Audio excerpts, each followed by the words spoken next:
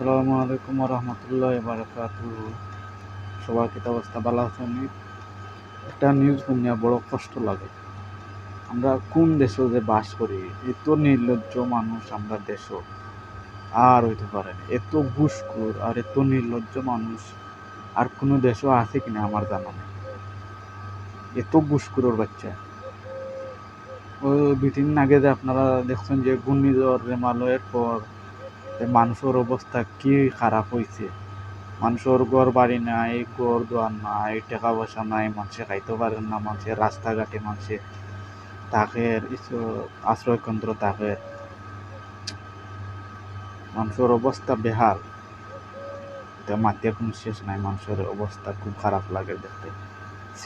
এদিকে সিলেটের অবস্থা খুব খারাপ। সিলেটের বন্যায় মানুষের অবস্থা খুব খারাপ। সিলেটের বন্যা যে গেছে বছর যে বাটে গেছে, এ মনে হয় সম্ভবত এইভাবে এই বছরও সম্ভবত আজকেও দেখতে খবরের মাঝে পানি এখনো বাড়ে। আর এদিকে ঘূর্ণিঝড় চট্টগ্রাম, সব দিকে তো অবস্থা খারাপ। বরিশাল, চট্টগ্রাম এবারে অবস্থা খারাপ। ঘর বাড়ি মানুষের সব কিছু লিয়ে গেছে। সব কিছু লইয়া যাওয়ার পরে আমরা দেশের ঘুষ ছাড়া তারা ফেটে দিয়ে বাদ পায় না। ঘুষের বদলা তোমরা সুখ মানানো ঘুমও খাও না। ঘুমও খাইলে তো বালা। এই ঘুষ যে তোমরা খাও, ঘুষ নেওয়াও হারাম, দেওয়াও হারাম। ঘুষ এমন একটা পর্যায়ে গেছে আমরা দেশে, ঘুষ ছাড়া কোনো কথা নাই। এবারে কি যে কইতাম, একবারে নিচের লেভেল পর্যন্ত উপর লেভেল পর্যন্ত ঘুষ ছাড়া কোনো কথা নাই। ঘুষ ঘুষ একটা স্টুডেন্টের পাস করে চাকরির লাগে গেলেও ঘুষ। তার টেবিলের খাতা যদি দিতে হইতে পাস, আরেকজনের কাছে দিতে হইলেও তাও ঘুষ। ঘুষ ছাড়া কোনো মাত নাই। তো একজন মুরব্বী চাচা গেছেন যে তাইনোর এলাকার বিদ্যুৎ নাই, বিদ্যুতের লাইন পড়ে গেছে। এখন অফিসারের কাছে গেছেন, তাই মুক্তিযোদ্ধা মানুষ, এখন দেশ স্বাধীন করছেন তারা, মুক্তিযোদ্ধা আমরা তারা দেশ, এত বড় একটা দেশ আমাদের উপকার দিছে, তারা গেছে ঘুষ চায়। মুক্তিযোদ্ধা চাচা করছেন এই দেশ স্বাধীন করে নেয় ঘুষের কারণ। এত বড় জানোয়ার অকল মানুষ, এত বড় জানোয়ার অকল যে ঘুষ ছাড়া কোনো মাত মাতে না।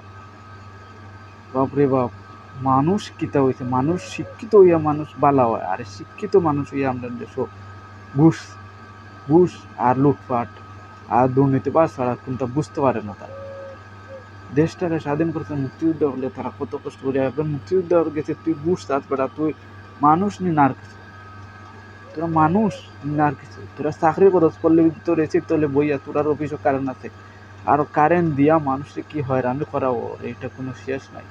আর কোনো দেশও আছে কিনা এটা জানা নাই আমার। আমরা তো প্রবাসী বলা, কাতার তো একটা সেকেন্ডও লাগে কারেন্ট নেয় না। হাজার হাজার এসি, হাজার হাজার লাইন চলতে আছে, একটা সেকেন্ড হলে কারেন্ট নেয় না। আমরা দেশে কারেন্ট তো নেই, এটা তো বড় কথা। মানুষের বিল মিটার, টেস্ট মিটার সব কিছু আরও জল্লিয়া পড়িয়া গেলে সব জায়গায় খালি ঘুষ লাগে। শোনো রে ভাই, তোরা ঘুষ ছাড়া চলতে পারো না। ঘুষ ছাড়া তোমরা মুসলমানের বাচ্চা, ঘুষ হারামও খারা, নেওয়াও হারাম, খাওয়াও হারাম।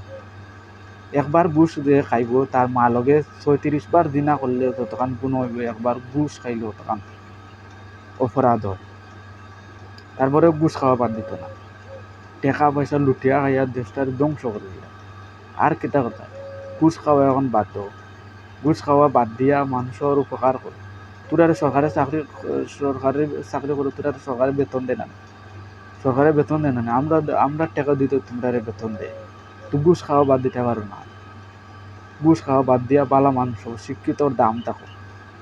আর নাইলে শিক্ষিত ইয়ার লাভটা কিতা? ঘুষ খাওয়া হচ্ছে শিক্ষিতর লাগে, তার মানে তোমরা লেখাপড়া করানো হচ্ছে ঘুষ খাইতে পারি, অবৈধভাবে ঘুষ খাইতে খাও, এর বিচার আল্লাহ করবো। কিন্তু মানুষরা ছাতাই গেল, সাধারণ মানুষরা তোমরা হয়রানি করে না, কষ্ট দিও না। তোমরা তোমরা সরকারে বইয়া রাখছে মানুষের উপকার করার লাগে, মানুষের খেদমত করার লাগে। কিন্তু না, তোরারে আরো ঘুষ ছাড়া গে তোরা তেল মানজাইতে তোরারে লাম্বা করিয়া তোকে তোমরা আওয়া লাগে, তাও ঘুষ টেবুলত দিয়া। ঘুষ কুড়োর বাচ্চা, ঘুষ খাইতে খাইতে মরি যাও, জাহান্নামের খালে যে যাইবে ঘুষ কুড়ো। সবাই ভালো থাকো, সালাম।